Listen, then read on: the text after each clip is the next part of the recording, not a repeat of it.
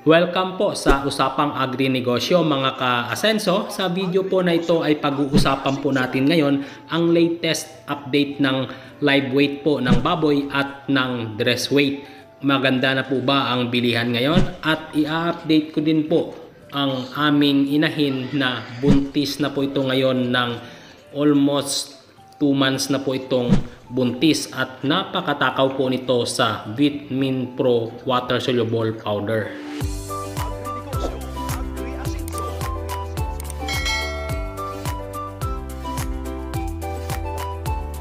Bago po tayo magpatuloy sa ating topic, ibahagi ko lang po sa inyo ang aming alagang baboy na ito. 2 months na po ito, magti 3 months po ito sa katapusan ng November na ito, 2023. At hoping po na mas maganda pa po lalo ang live weight sa darating na second week ng December dahil ang aming disposal date nito ay nasa December 10 to December 15. Pero ipapaubos namin ng mas maaga yung feeds para ma-dispose po namin ito ng December 10. At ayan po ngayon, approximately po base sa mga nauna po naming alaga, ito po ay more than 70 kilos na po ito sa edad nila na 2 months from buying date po namin na alaga. Mga ka-asenso, kamusta po pala ang live weight at dress weight na presyo dyan sa inyong lugar? Comment nyo nga po sa baba kung magkano na po ang bilihan ng live weight or yung dress weight. Ibig sabihin ng dress weight po yun yung karkas kung tawagin sa ibang lugar o yung karne po na binibili ng mga nagtitinda ng karne sa palengke. Ayan po yung baboy mo na dadalhin mo sa slaughterhouse at ikaw po yung magpapakatay doon. Bibilhin po sa iyo ng taga-palengke yung buo po na karne, wala na po yung laman loob. Yung laman loob po, tatanggalin na po yan ng mga taga-slaughterhouse at yan na po yung bayad sa kanila. Tayo po na may-ari ng baboy, hindi na po tayo magbabayad doon sa nagkatay ng ating baboy sa slaughterhouse. Ngayon po, update po ng live weight sa Panay Island, especially po sa 1st District ng Iloilo. Ngayong latest, November 9, 2023, ang bilihan po ngayon ay naglalaro na po sa 215 to 220. Meron din pong 210. Depende po yan sa pag-uusapan po ninyo ng biyahero o yung mga mamimili ng baboy. Kung magkasundo po ba sila ng may-ari doon sa presyo na 210, 215 at 220. Ayan na po ang presyo ngayon. Latest po yan, November 9, 2029 sa Panay Island, especially po sa Iloilo. Regarding naman po sa dress weight o yung sa karne na po na kukunin sa atin ng buyer sa palengke, ang kuwanan po nila ngayon ay mababa lang po. Pumapatak lang po ng 240 to 250. So, mas maganda po sa panahon ngayon na magbenta po tayo ng live weight dahil kukunin po yan sa atin ng 210, 215 at 220. Depende nga po yan sa mapag-uusapan po ninyo ng biyahero o yung mamimili ng baboy. At may magandang balita po dahil sa darating na December, possible pa po na tataas ang live weight ngayon dahil kulang po ang mga alagang baboy sa Panay Island. Kaya napakaswerte po ngayon ng mga may alaga na marami.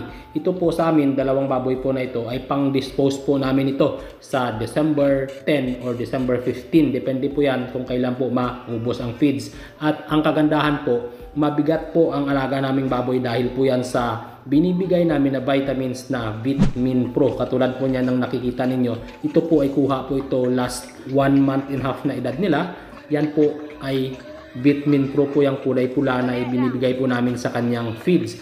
5 times a week po kami nagbibigay ng Vitamin Pro sa aming alagang fatteners. At sa feeds naman po, kung gusto po ninyo ng high density na feeds pero napakamura na presyo, mag-message po kayo dito kay Don Agrivet ng Miagao dahil nagde-deliver po yan sila sa 1st District, 2nd District at 3rd District po. Napakamura lang po ng kanyang feeds at napakaganda po ng feeds niya na combination po dito sa Vitamin Pro dahil last na nagbenta po namin ng aming alagang baboy, nagkatimbang po ng 92 kilos sa 86 days po namin na pag-aalaga. Tapos, ang laki po ng kinita namin dahil nga po sa mura po ang feeds dahil nasa 1,795 lang po ang isang sako o yung 50 kilos. At sa video po naman na ito po ay kauna-unahan po naming inahin at ito po ay 63 days na po mula nung pinabulugan. At hoping po na ito po ay maganda po ang kanyang iaanak dahil malaki na rin po ang tiyan nito. At ang pinapakain po namin dito ngayon sa 63 days na po na pinasampahan ay 2 kilos na po ang pinapakain namin bawat araw. At 3 times a week po kami nagbibigay ng Vitamin Pro powder po dito sa kanyang pagkain. At ang kagandahan po sa binibigay po namin na Vitamin Pro, maganda po ito para sa aming alagang baboy dahil ang Vitamin Pro po meron pong vitamin A, D, E na kailangan po talaga ng mga alagang hayop natin kapag ito ay nagbubuntis, lalo na po ang baboy, kambing at iba pa po nating mga alagang hayop.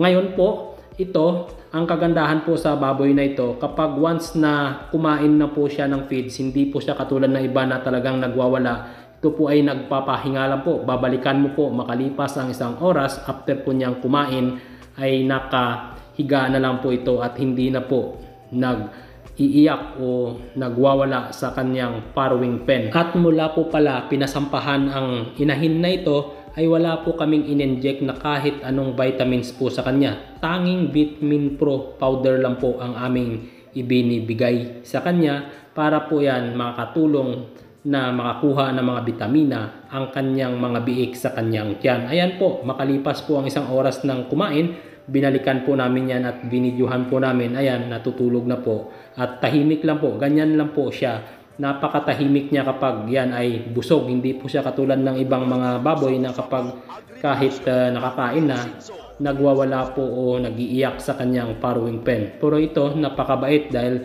pupuhapan mo lang o galawin mo lang po ang kanyang ulo, talagang hihiga na po. At ang area naman po dyan sa kabila, hindi pa po yan nabubuhusan. Bubuhusan po namin next week yan para naman po yan sa magiging anak nito. Dyan po namin ilalagay at ipapatining po namin. At hoping na makabili po ako ng automatic feeder at sana po ay available na po ang automatic feeder doon sa kausap ko na i-deliver po sa amin ngayong January o February. Pero dapat po dyan sa kabila is inahin din po yan ilalagay namin, pero nagka-problema nga po kami sa nag-aalaga, iniwan po niya itong alaga naming baboy. Ngayon, tiyahin ko na lang yung nag-aalaga, kaya isa na lang po ang aming inahin dahil baka mahirapan nga po yung tiyahin ko dahil wala po ako sa area na ito. Pero hoping na darating po ang mga araw at mapadoble pa po namin ang dami ng aming mga inahin. At subok lang po ito kung maganda po ba ang outcome o yung kita kapag sarili po ang inahin at sarili po ang biik. At i-update ko po ito ulit kapag manganak na po, mga last week ng December or first week ng January 2024. At maraming salamat po sa patuloy ninyong suporta sa channel po na ito.